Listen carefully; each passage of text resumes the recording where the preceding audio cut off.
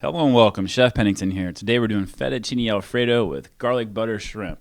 So fettuccine, it's a size of the pasta, which is cool. It's a little bit thicker. It's bigger than spaghetti.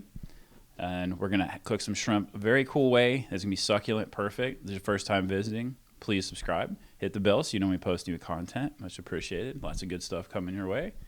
And we're gonna get started with the shrimp. We're gonna get some butter. We love butter. Butter and shrimp are great. And then we're gonna add some garlic here. And that's all we're gonna do besides salt and pepper. That is a really great way to cook shrimp. I do it all the time. You maybe add a little bit of creole seasoning, something like that, just to give it a little more depth, or even Old Bay. But the garlic and the butter is a super great way of doing it. You could add like a little pepper in there.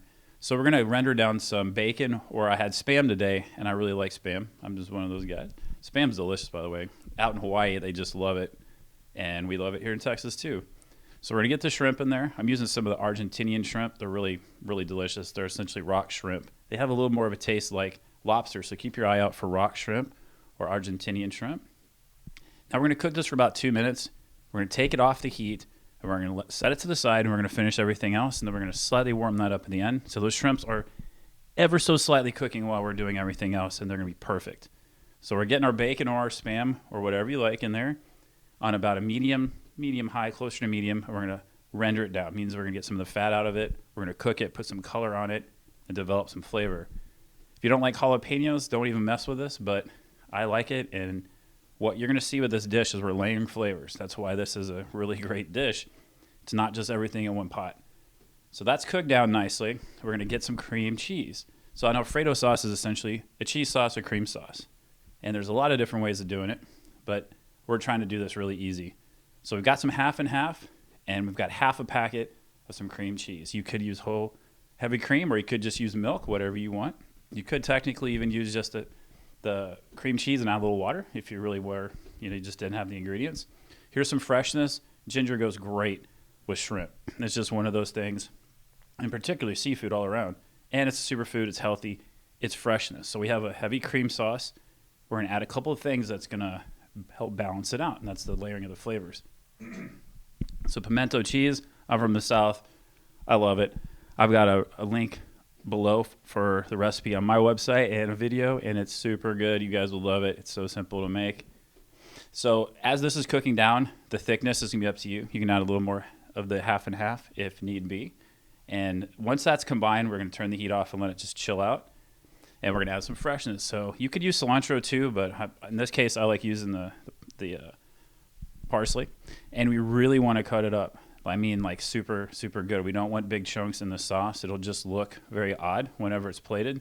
So spend some time there. Here's more freshness. Use as much or as little of the lemon zest you want. I would just warn you, don't use too much, or it'll completely take over the dish, and that's no good. So just a couple little, shavings, no more than a teaspoon. So I've got fresh pasta here. If you're using dry, just go by the what it says on the box. It's like probably 12 minutes or so. But this is fresh, so this takes like 90 seconds to around 2 minutes, and that's the beauty of fresh pasta and its textures. Dry pasta is never going to hang out with. It's never going to beat it. It's just the fresh is incredible. I have a link below. I outline every step you need to know to do it with a video. You can do it. I show you the master technique for how to knead the pasta dough, which is where most people fail. They don't do it correctly, don't develop the gluten correct. So we're finishing the shrimp off here. It's like just enough to warm it through. You see how the steam's coming out of the pot, so we know it's hot. And we've married the pasta with the sauce, very important. We're adding a little bit of the parsley just to freshen up our shrimp, because we have butter in there, which is decadent and lovely. But that little freshness is how we balance everything out, real important.